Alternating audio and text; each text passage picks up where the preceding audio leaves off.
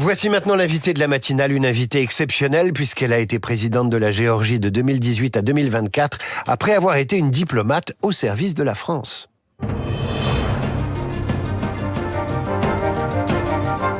Madame la Présidente, bonjour. Bonjour. Salomé Zouravichvili, merci d'avoir répondu à l'invitation de Radio Classique. Si je vous appelle Madame la Présidente, c'est parce que cela se fait, avec des présidents français aussi, mais également parce que vos partisans, vous-même et le président du Conseil de l'Europe à l'époque, estimaient qu'il y a eu fraude lors de votre dernière élection présidentielle de 2024. Mais si vous êtes aujourd'hui ici sur Radio Classique, c'est d'abord pour nous livrer votre regard sur ce qui se joue avec le plan proposé par les États-Unis pour une paix entre l'Ukraine et la Russie. Comment percevez-vous ce plan aujourd'hui ? Ce plan fait partie du grand plan de la Russie qui a été d'essayer de récupérer par la voie militaire son contrôle sur l'Ukraine. Et c'était l'objectif militaire des premiers jours, on se souvient, prendre Kiev, se débarrasser du régime, dénazifier, comme on dit, l'Ukraine, et donc reprendre le contrôle, qui n'a pas très bien fonctionné, et qui maintenant, via des négociations, essaye de fonctionner. Et nous sommes l'autre médaille de cette médaille, l'autre face, qui est la tentative de reconquérir la Géorgie via non pas la tentative militaire, qui là non plus n'a pas tellement fonctionné. Nous avons 2 régions occupées de la Géorgie, mais malgré tout, la Géorgie a continué son cheminement vers l'Europe. Rien n'a réussi à l'interrompre. Et donc maintenant, c'est la guerre hybride que la Russie expérimente en Géorgie. Vous avez testé pour nous, pour l'Europe, cette guerre hybride et on aura l'occasion d'en reparler. J'ai entendu, mais vous allez me corriger peut-être, le plan de paix américain fait partie du projet russe. C'est bien comme ça que vous l'avez dit ? Absolument. Est-ce que vous pouvez l'argumenter ? Absolument, parce qu'il y a par exemple un point parmi beaucoup d'autres, la réduction de l'armée ukrainienne, les élections dans 100 jours qui sont la répétition de ce que nous avons connu. On imagine combien seraient manipulées des élections 100 jours après un cessez-le-feu en Ukraine. Surtout, moi, je demande à voir dans ce plan quelles sont les concessions russes. Il n'y en a pas pour vous ? Je n'en ai pas trouvé. Est-ce qu'il y a une ligne rouge qui ne doit pas être franchie du côté des Américains, des Européens et évidemment des Ukrainiens ? Est-ce qu'il y a un point qui fait que ce serait plus un accord de paix, ce serait un accord injuste, un écrasement de l'Ukraine ? Pour le moment, on est devant un accord injuste qui ressemble à une capitulation demandée, exigée, mais je pense que ça ne s'arrêtera pas là. On va voir encore beaucoup de versions différentes et je crois que ce qui est la ligne rouge, c'est ce qui est acceptable par un pays qui défend sa souveraineté depuis 4 ans à bout de bras. Salomé Zouravichvili est l'invitée exceptionnelle de Radio Classique ce matin. Elle a été présidente de l'Ukraine. De la Géorgie. De la Géorgie, mais il y a quand même quelques similitudes, hélas. De la Géorgie de 2018 à 2024.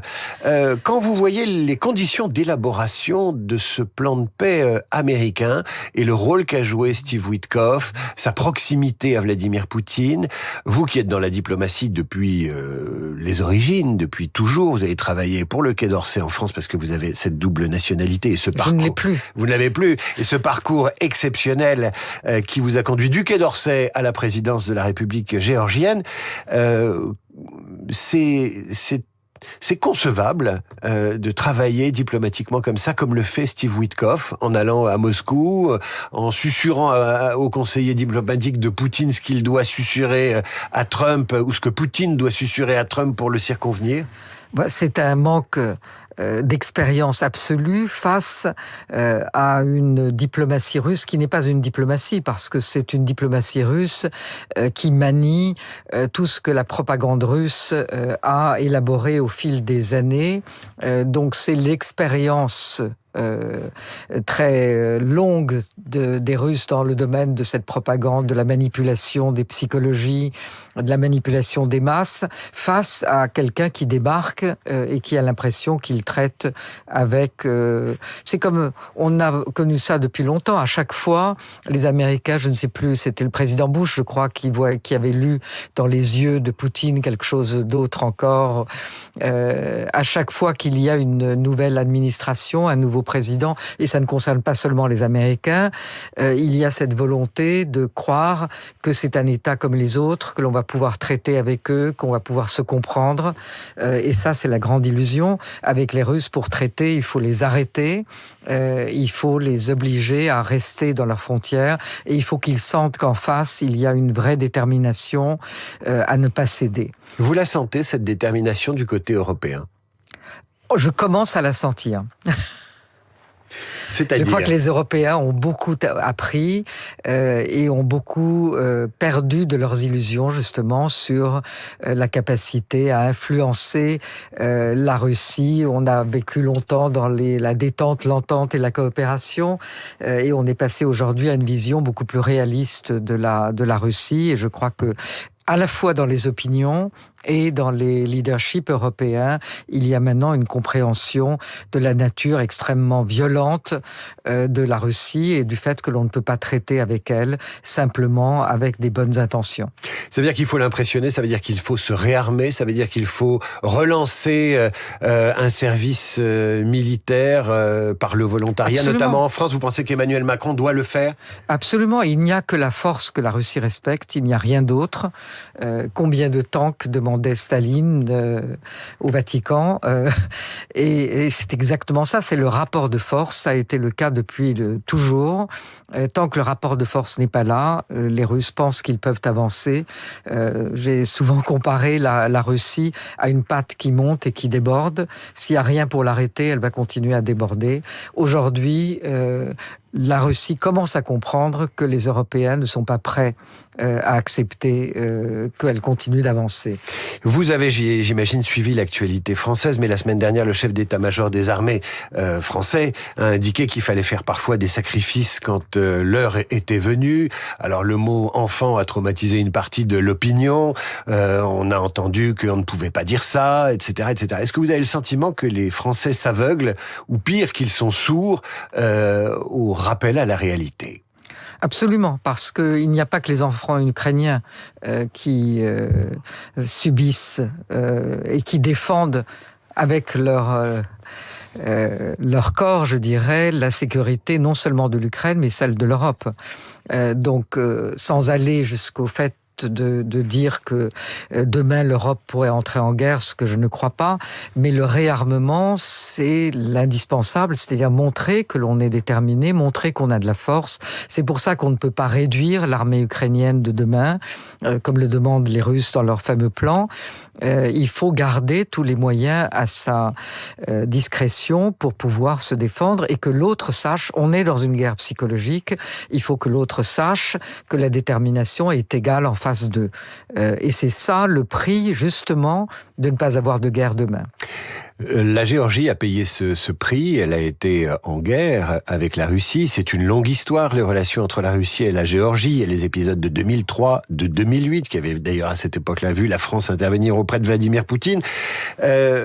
Pouvez-vous nous dire en quelques mots ce que c'est que d'être présidente d'un pays qui est l'objet d'ingérence russe, de manipulation des scrutins, d'intoxication médiatique, qui subventionne ou qui sponsorise certains candidats aux élections présidentielles.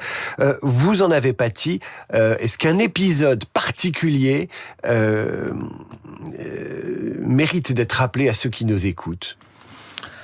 Je crois que c'est très difficile de cibler un épisode particulier parce que c'est la totale. En Géorgie, la Russie est en train d'avoir un laboratoire d'expérimentation de comment est-ce que l'on capture un État via cette guerre hybride qui comporte un gouvernement proxy, en tout cas certaines personnes dans ce gouvernement, dont M. Ivanishvili. Ensuite, la propagande à outrance, les thèmes que l'on connaît partout ailleurs, mais en Géorgie utilisé à outrance et répété. Et puis la présence de techniciens de la manipulation électorale en Géorgie depuis un an avant les élections, l'utilisation de call centers pour contrôler les électeurs allant aux élections et savoir ce qu'ils font. 3000 call centers sur ce petit pays. Tout ça, je ne sais pas lequel il faudrait sélectionner pour que ça soit parlant, mais vous avez d'autres exemples à l'extérieur. Vous avez le TikTok en Roumanie, vous avez les manipulations en Moldavie. Lorsque vous étiez présidente, vous avez eu le sentiment que l'œil de Moscou était partout autour de vous, qu'il y avait des espions, que vous étiez écoutés. Vous avez eu peur pour vous, Salomé Zouravichvili? Non, on a un gouvernement proxy qui fait le jeu, qui fait le travail, je dirais, des Russes. C'est pas les Russes eux-mêmes, mais on est écouté partout. Toujours, les ambassades ont été écoutées, ça a été démontré. Le patriarcat est écouté, les prêtres sont écoutés, les conversations entre mon administration et certains membres du patriarcat étaient dans les fiches qui ont été ensuite révélées des écoutes. Donc c'est la totale. On n'est pas encore dans un régime complètement totalitaire, mais on a beaucoup des éléments d'un régime totalitaire. Vous voyez aujourd'hui comme un principale opposante à ce régime sponsorisé par les Russes en Géorgie, comme dissidente même? Dissidente, sûrement pas. Je suis la principale opposante dans la mesure où les leaders de l'opposition sont tous aujourd'hui en prison. Mais le principal opposant, ce sont les gens dans la rue, les jeunes dans la rue qui... Demain, cela fera 365 jours sans interruption, mais cela fera aussi plus de 3 ans que la Géorgie manifeste contre les lois russes, contre ce régime de plus en plus russe et contre revenir dans le joug russe, mais pour conserver sa voie européenne. Et vous avez peur pour votre vie ou pour votre liberté ? Personne n'est indemne et personne ne peut dire aujourd'hui qu'il n'a pas peur parce que c'est ce que le régime est en train d'essayer de vraiment généraliser, c'est la peur pour tous, mais pas plus moi que d'autres.